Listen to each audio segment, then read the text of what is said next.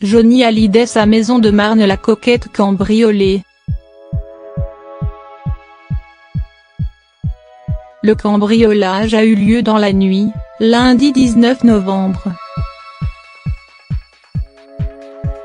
3 hommes se sont introduits dans la propriété de Johnny Hallyday à Marne-la-Coquette, dans les Hauts-de-Seine.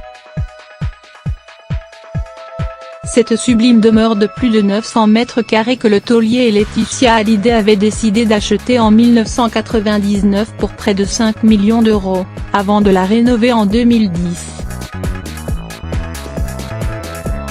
Selon les informations de BFM TV, 3 personnes ont été placées en garde à vue à la suite de ce cambriolage, mais faute d'éléments, ils ont tous été relâchés. Une enquête a néanmoins été ouverte par le parquet de Nanterre. Selon les informations du Parisien, une dizaine de montres et des bijoux auraient été volés dans la villa pourtant située dans un parc ultra sécurisé. Personne ne connaît encore le montant du préjudice, mais des bijoux et une dizaine de montres ont disparu. Cette demeure que l'on appelle la Savannah, est devenue un sanctuaire pour les fans du rocker.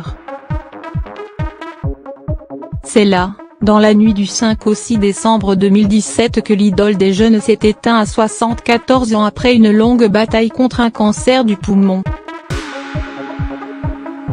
La Savannah avait un temps été mise en vente par Laetitia. La demeure vaudrait aujourd'hui la modique somme de 15 millions d'euros.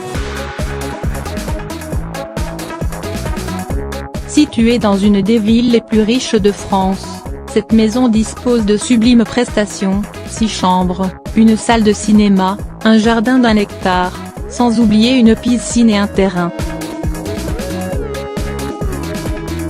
Mais son gel par la justice est décidé au début de l'affaire du testament de Johnny. Une guerre qui déchire le clan Hallyday depuis bientôt 1 an.